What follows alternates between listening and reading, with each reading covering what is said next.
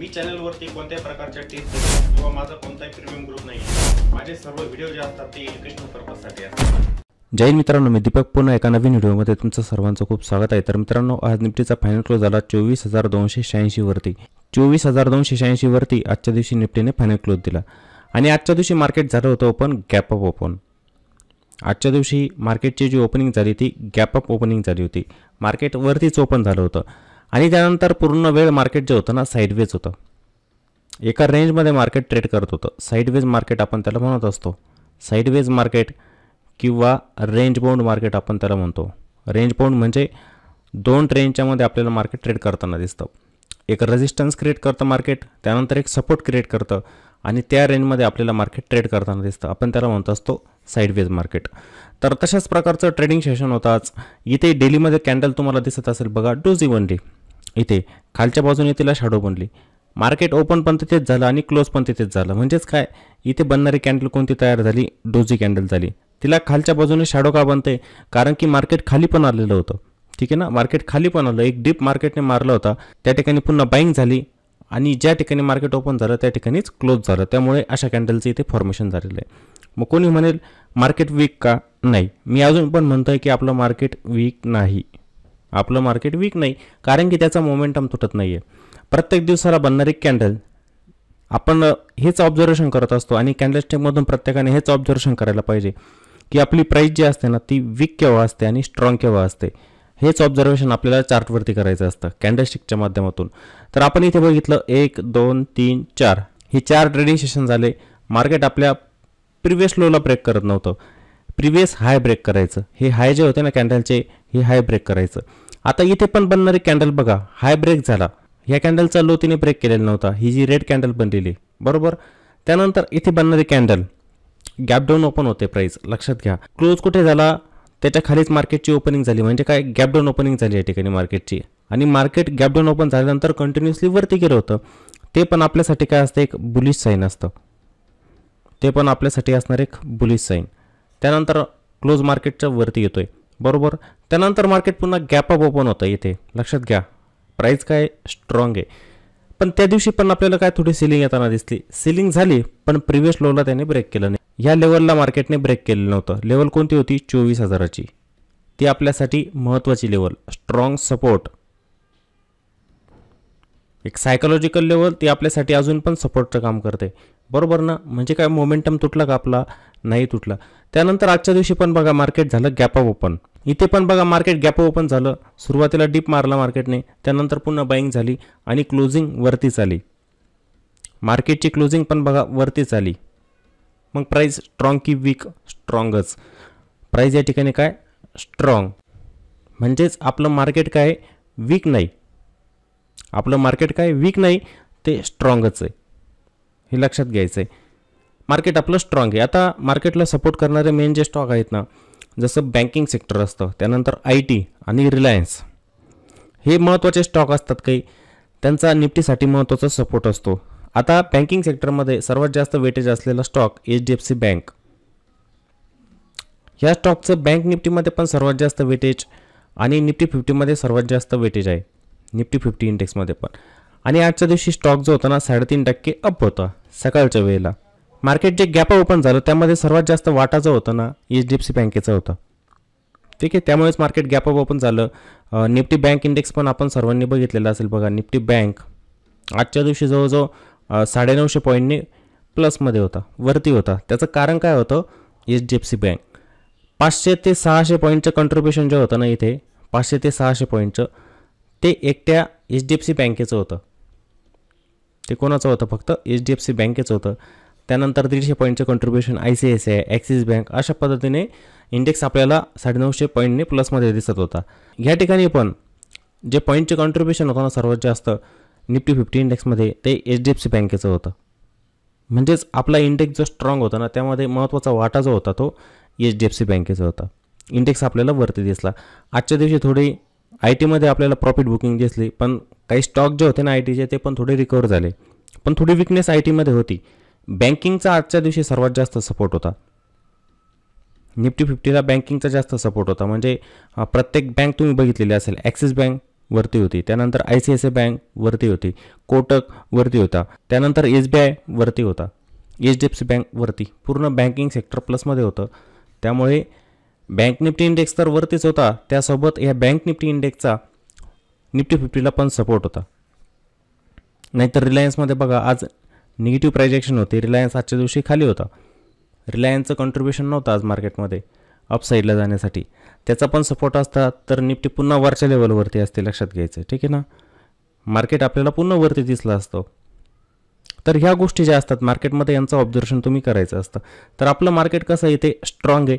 मार्केटसाठी support जो असणार आहे स्ट्रॉंग, मी तुम्हाला अगोदर पण सांगितलं 24,000ची लेवल ही मार्केटसाठी एक स्ट्रॉंग सपोर्टचं काम या ठिकाणी करणार आहे. पण त्या अगोदर पण एक सपोर्ट येणार आहे, ते ही जी लेवल असणार आहे ती पण मार्केटसाठी एक सपोर्टचं काम करेलच. 24,174च्या आसपास एक लेवल असणार, ही पण सपोर्टचं काम या ठिकाणी करू शकते, लक्षात घ्यायचं आहे. मार्केट आपलं बुलिश आहे, करेक्शन झालं जास्तीत जास्त ती लेवल पण मी तुम्हाला अगोदर सांगितली की मार्केटने ज्या ठिकाणावरून ब्रेकआउट दिला होता ती एक लेवल असणार मार्केटसाठी स्ट्रॉंग सपोर्ट. 23,667 ही लेवल असणार एक महत्त्वाचा सपोर्ट आहे. 24,000 ते एक सायकोलॉजिकल लेवल झाली, त्याच्यावरती मार्केटने थांबायला पाहिजे, सस्टेन व्हायला पाहिजे.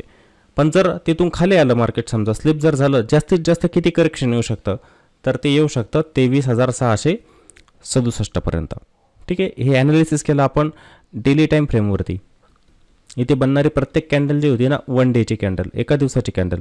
मग इंट्राडेमध्ये मार्केट कसं जाऊ शकतं वरती, कोणते हर्डल असणार मार्केटसाठी, कोणते महत्त्वाचे सपोर्ट असणार, ट्रेंड जो आहे मार्केटचा कसा चेंज होऊ शकतो ते बघण्यासाठी आपण जाणार 5 मिनिटांमध्ये. तर आपण जाऊया आता 5 मिनिटांमध्ये. तर आजच्या दिवशी मार्केट झालं होतं गॅपा ओपन. बघा गॅपा ओपन झाल्यानंतर इथे पहिलीच बनणारी कॅन्डल जी होती ती खाली आली, लक्षात आलं तुम्हाला, इथे खाली ताबडतोब मार्केट इथे खाली आलेलं होतं. पण इथे 20 मिनिटांची ॲक्टिव्हिटी जर तुम्ही बघितली ना सुरुवातीची, तर तुम्हाला बरोबर लक्षात येईल की ही जी कॅन्डल होती हिचा क्लोज, दुसऱ्या कॅन्डलचा ओपन, म्हणजेच काय प्राईस पुन्हा इथे बाउन्स घेते, वरती जाते, वरती जाण्याचा प्रयत्न करते, पण पुन्हा या ठिकाणी येते सेलिंग. पण कॅन्डलचा क्लोज बघा, जिथे ओपन झाला तिथेच क्लोज झाला, पुन्हा तिथेच कॅन्डलचा ओपन होतं. म्हणजे काय, म्हणजे मार्केट जे होतं ना ह्या लेवलच्या खाली जात नव्हतं. ह्या 4 कॅन्डलचं तुम्ही ऑब्झर्वेशन करायचं. ह्या 20 मिनिटांमध्ये मार्केट खाली जात नव्हतं, मार्केट वरती जायचं. एक प्रकारे आपण काय म्हणू शकतो की ह्या लेवलच्या खाली मार्केट जाणार नाही, म्हणजे ते काय होऊ शकतं, स्ट्रॉंग होऊ शकतं. प्राईस या ठिकाणी काय होऊ शकते, स्ट्रॉंग. ह्या गोष्टी मी तुम्हाला लाईव्हमध्ये पण सांगितल्या होत्या, पण पुन्हा एकदा रिपीट करतो, प्राईस या ठिकाणी काय स्ट्रॉंग आहे. मग हे स्ट्रक्चर आपल्याला इथून बदलताना दिसलं बघा. जेव्हा प्राईस इथे खाली आलेली होती, पुन्हा वरती गेली, पुन्हा खाली आली, पुन्हा वरती गेली, पुन्हा एक पुलबॅक देऊन इथे वरती गेली, म्हणजे आपला डे हाय जो होता ना तो ब्रेक केला, पण तिथे सस्टेन नाही झाली प्राईस, म्हणजे तिथे थांबायला पाहिजे होतं. तिथून मग आपल्याला एक चांगल्या पद्धतीने मार्केट ट्रेंडिंग दिसलं असतं, त्या ठिकाणी मार्केट आपल्याला ट्रेंडिंग दिसलं असतं. पण तसं झालं का, नाही झालं, मार्केट पुन्हा खाली आलं. त्यानंतर मार्केट एक छोट्याशा रेंजमध्ये ट्रेड करत होतं. आता हा सिनारिओ बघा, चार्ट तुमच्या समोर आहे, सर्व गोष्टी तुम्हाला समजतील की मार्केट बरोबर ह्या लेवलवरती येतं आहे, सपोर्ट घेतं आहे, बरोबर ह्या लेवलवरती गेल्यानंतर त्याच्यामध्ये रिजेक्शन येतं. इथे पण बघा रिजेक्शन येतं आहे, पुन्हा मार्केट खाली आलं, इथे सपोर्ट घेतला, इथे रिजेक्शन आलं. म्हणजे या 60 ते 70 पॉईंटच्या रेंजमध्ये मार्केट ट्रेड करत होतं. 60 ते 70 पॉईंटची ही रेंज होती, या रेंजमध्ये मार्केट आपल्याला ट्रेड करताना दिसलं. मग आपण याला काय म्हणतो, साईडवेज मार्केट. साईडवेज मार्केट हे ट्रेंडिंग मार्केट नसतं. हे ट्रेंडिंग केव्हा झालं असतं, जेव्हा मार्केट ह्या रेंजच्या बाहेर निघालं असतं आणि एक हायर लोचं फॉर्मेशन आपल्याला ते प्राईसचं दिसलं असतं, तेव्हा आपण त्याला म्हटलं असतो ट्रेंडिंग मार्केट. त्याला आपण ट्रेंडिंग मार्केट असं म्हटलं असतं. पण तसं काही झालं का, या ठिकाणी नाही झालेलं. मार्केट एका रेंजमध्येच फसलेलं होतं. बहुतेक जण जे ऑप्शन ट्रेडिंग करतात ना, मग इंट्राडेमध्ये एक सवय झालेली असते बघा. ऑप्शन ट्रेडिंग करणं म्हणजे काय, एक सवय असते, ते व्यसन पण आपण म्हणू शकतो. व्यसन झालेलं असतं की मला समजतं आहे की मार्केट एका रेंजमध्ये फसलेलं आहे, मला रेंज पण समजते आहे, पण माझ्याकडे संयम नसतो. मी काय करणार, तिथे ट्रेड घेणारच.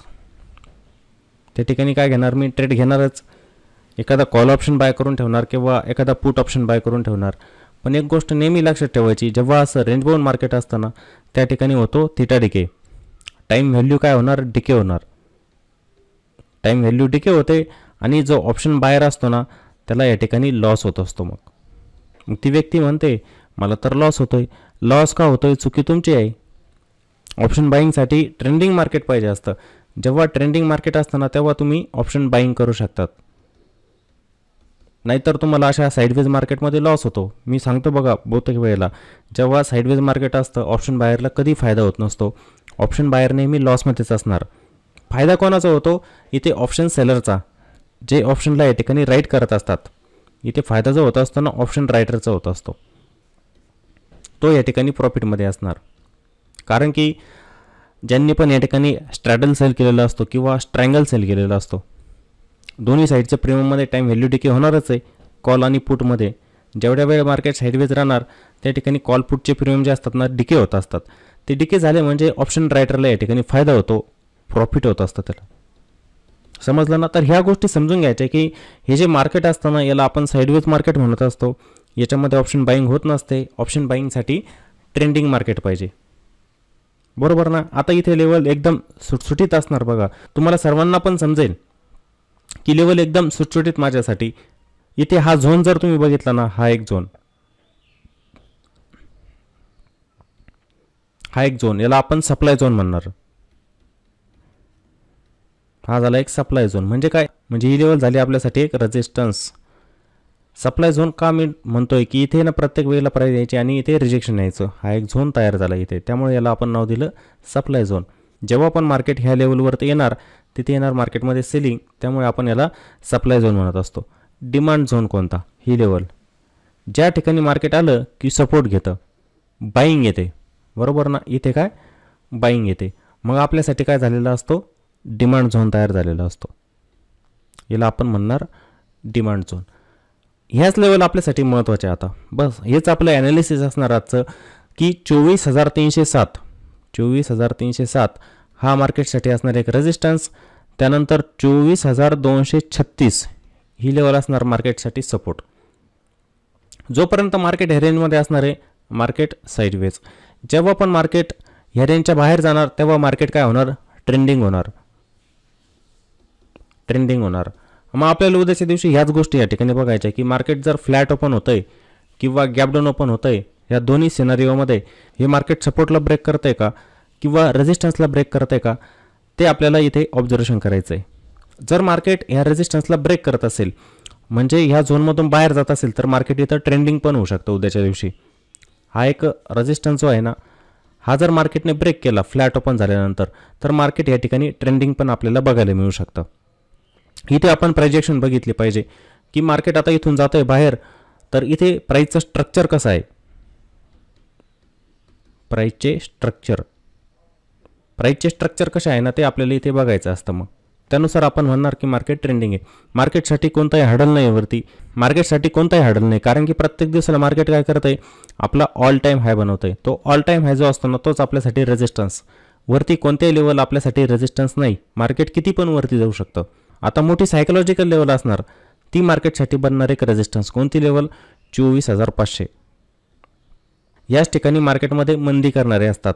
मंदी करणारे कोण असतात? मग कॉल रायटर, जे कॉल सेल करून मार्केटमध्ये मंदी करत असतात. त्यांना वाटतं की ह्या लेवलच्या वरती मार्केट जाणार नाही. ती एक सायकोलॉजिकल लेवल असते. लेवल कोणती? 24,500ची. नाहीतर मार्केटसाठी कोणताही रेजिस्टन्स नाही आहे वरती, किती वरती जाऊ शकतं मार्केट. आपण फक्त एक अंदाज लावतो या की ही सायकोलॉजिकल लेवल असणार ना, ही मार्केटसाठी रेजिस्टन्स बनणार आहे. मार्केट जायला किती पण जाऊ शकतं वरती, समजलं ना? त्यानंतर हा सपोर्ट जर ब्रेक झाला, समजा ही लेवल ब्रेक झाली, जिथे मार्केट यायचं सपोर्ट घ्यायचं 24,236, ही लेवल ब्रेक झाली तर मग मार्केट कुठे येऊ शकतं? बघा, मार्केटसाठी सपोर्ट कोणते असणार महत्त्वाचे ते बघायचे आपल्याला. इथे आपण बघायचं असतं मार्केट ट्रेंडिंग केव्हा, म्हणजे डाऊन ट्रेंडमध्ये मार्केट केव्हा जाणार आहे. इथे स्ट्रक्चर प्राईसचं आपल्याला ओळखायचं आहे की हा सपोर्ट जर ब्रेक होत असेल, समजा इथे हा सपोर्ट ब्रेक होतोय म्हणजे मार्केट फ्लॅट ओपन झालं किंवा थोडं गॅप डाऊन ओपन झालं, या सपोर्टला ब्रेक करत असेल, इथे जर निगेटिव्ह प्राइजेक्शन बनवत असेल तर मार्केटसाठी पहिला सपोर्ट जो असेल 24,174, हा मार्केटसाठी असणार पहिला सपोर्ट. त्यानंतर 24,150 हा असेल दुसरा सपोर्ट. त्यानंतर 24,120 हा मार्केटसाठी असणार तिसरा सपोर्ट. आणि 24,100 या लेवल मार्केटमध्ये काय असणार आहे? सपोर्ट असणार आहे. बघायचं आहे मार्केट काय करू शकतं. हे दिसतंय तुम्हाला गॅप, इथे मार्केटची होती क्लोजिंग, बरोबर ना? मार्केटने सकाळी इथे एक डिप पण मारलेलं होतं. मला वाटलं होतं इथे मार्केट खाली येईल, म्हणजे 24,150च्या आसपास एक डिप देणार आणि त्यानंतर याच्यामध्ये बाईंग येणार. पण तसं झालं नाही, मार्केट एका रेंजमध्ये अडकलेलं होतं. एखाद्या वेळेला असं पण होऊ शकतं उद्या या ठिकाणी की मार्केट ह्या सपोर्टला ब्रेक करेल, खाली येईल जवळजवळ 24,150च्या आसपास, म्हणजे तिथपर्यंत डिप देऊ शकतं जर हा सपोर्ट ब्रेक झाला तर. त्यानंतर मग बाईंग येऊ शकते मार्केटमध्ये, म्हणजे बाय ऑन डिप होऊ शकतं, बाय ऑन डिप असं पण होऊ शकतं, किंवा कंटिन्युअसली खाली पण जाऊ शकतं. मग आपल्याला त्या लेवलवरती काय प्रोजेक्शन होते आपल्याला बघायचं आहे. मार्केट त्या सपोर्टला ब्रेक करत चाललेलं आहे का ते आपल्याला बघायचं असतं. कारण की शॉर्ट टर्मसाठी एक बाउन्स येत असतो मार्केटमध्ये. जसं ह्या सपोर्टवरती आलं मार्केट, थोडा बाउन्स घेणार, पुन्हा मार्केट शॉर्ट होणार, पुन्हा खाली येतं, थोडा बाउन्स घेतं, शॉर्ट होतं, येतं सपोर्टला, बाउन्स घेतं, शॉर्ट होतं. अशी निगेटिव्ह प्रायजेक्शन मार्केटमध्ये बनत जाते. मग तेव्हा आपण म्हणणार की आपलं मार्केट येतं आहे डाऊन ट्रेंडमध्ये. मोमेंटम जो असतो ना तो बघायचा आहे. मोमेंटम केव्हा तुटेल मार्केटचा, जेव्हा आजचा लो ब्रेक होईल तेव्हा. समजतंय ना. आपण डेली कॅन्डलमध्ये बघितलं ना की मार्केट आपल्या प्रिव्हियस लोला ब्रेक करत नाही आहे. ते जेव्हा ब्रेक करायला लागेल ना तेव्हा समजायचं की मार्केटचा मोमेंटम तुटतोय.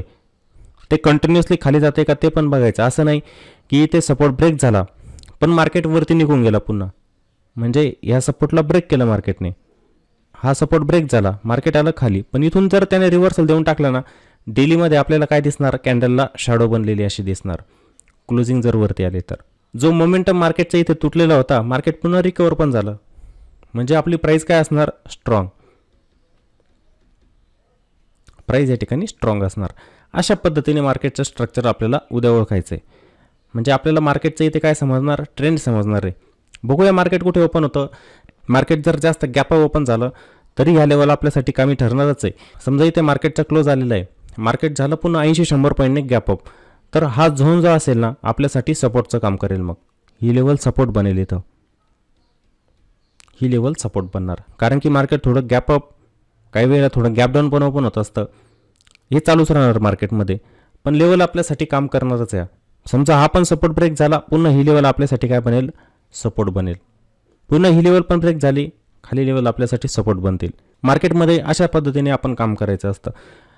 कोणतंही काम करायचं लॉजिकनुसार करायचं. लॉजिक असलं पाहिजे. तुम्ही ट्रेडिंग करताय, जो ट्रेड तुम्ही डिप्लॉय करत असतात ना त्यामध्ये लॉजिक असलं पाहिजे. आणि शेवटी आपलं मार्केट बुलिश आहे मित्रांनो. मार्केटमध्ये संधी येत असतात, त्या संधीचा आपण फायदा मिळवायचा असतो. चांगल्या कंपन्यांचे स्टॉक असतात, त्यांच्यामध्ये स्विंग ट्रेडिंग करत चला. ऑप्शनमध्ये तर जाऊ नका. आपण फक्त मार्केट बघतो. इथं निफ्टी 50 इंडेक्स म्हणजे काय, आपलं मार्केट आहे पूर्ण. ते मार्केट कसं जाणार वरती, कसं खाली येणार ते आपण बघत असतो. आपण इथे प्राइजेक्शन समजून घेत असतो. मी कोणालाही म्हणत नाही तुम्ही ऑप्शन ट्रेडिंग करा, ऑप्शन ट्रेडिंग अजिबात करायची नाही. इक्विटीमध्ये काय करायचं, स्विंग ट्रेडिंग करायची. संधी खूप असतात, ओळखायच्या फक्त, आणि त्यानुसार आपला ट्रेड डिप्लॉय करायचा. ठीक आहे. तुम्हाला 2-3 दिवस लागत असतील, 5 दिवस लागत असतील, 10 दिवस लागत असतील, पण तुमची एंट्री जर योग्य लेवलला असेल ना तर तुम्हाला प्रॉफिट मिळून जातच, प्रॉफिट मिळतंच त्यामध्ये. समजलं. जसं आज डिफेन्सचे स्टॉक होते बघा, आपण काय म्हटलं होतं की डिफेन्स थोडं कॉन्सल्टेशनमध्ये जातं आहे, एक मोमेंटम त्यामध्ये बनू शकतो, आणि तो बनला पण. आपण त्या स्टॉकला ट्रॅक पण करतोय सारखं सारखं. बघा माझगाव डॉक होता, माझगाव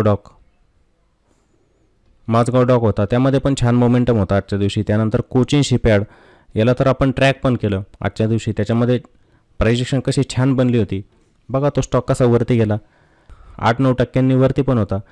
आणि आपण सकाळीच म्हटलं होतं की हे स्टॉक असे असतात ना, सकाळी तुम्हाला खाली दिसणार, पण डे एंडिंगला 3-3:30च्या दरम्यान आहे ना 8-9% ते वरती असतात. ते आजच झालं इथे कोचिन शिपयार्ड आणि माझगाव डॉकच्या बाबतीमध्ये. तुम्ही परफेक्ट लेवलला एंट्री घेतली पाहिजे. फक्त एंट्री घेतली की प्रॉफिट मिळून जात असतं. ठीक आहे. आणि कोणत्याही ठिकाणी काम करताना स्टॉपलॉसचा वापर करायचा आहे. स्टॉपलॉस मनात पकडू नका केव्हाही. मार्केटमध्ये जे आपण ॲनालिसिस करत असतो ते ॲनालिसिस आपलं 100% बरोबर जात नसतं. म्हणजे मार्केटमध्ये 100% गॅरंटी नसतं की तसंच होईल. आपण चुकू शकतो, चुकलो लॉसेस होतील. लॉस घ्यायचा किती, कमी लॉस घ्यायचा असतो. प्रॉफिट जास्त मिळवण्याचा प्रयत्न करायचा. लॉस कमी घेण्यासाठी काय करायचं, मग स्टॉपलॉस ऑर्डर आपल्या सिस्टममध्ये असलीच पाहिजे. बरोबर. स्टॉपलॉस लावून मार्केटमध्ये काम करायचं आहे. तर माझ्या मते सर्वांना निफ्टीमध्ये लेवल समजलेले असतील. आणि मित्रांनो, जर व्हिडिओ आवडला तर व्हिडिओला नक्की लाईक करत चला, व्हिडिओला कॉमेंट पण करायचं आहे, आणि व्हिडिओला जास्तीत जास्त शेअर पण करा. आणि शेअर पण अशा व्यक्तींपर्यंत करा की ज्यांना स्टॉक मार्केट शिकायचं आहे. शिकण्यासाठी व्हिडिओ शेअर करत चला. काही व्यक्ती अशा असतात ना की ज्यांना फक्त पैसा बनवायचा असतो, त्यांच्यापर्यंत शेअर करू नका. ज्यांना खरंच नॉलेज घ्यायचं आहे टेक्निकलचं, तर त्यांच्यापर्यंत व्हिडिओ नक्की शेअर करायचं आहे. चला तर मग पुन्हा भेटू एका नवीन व्हिडिओमध्ये. जय हिंद.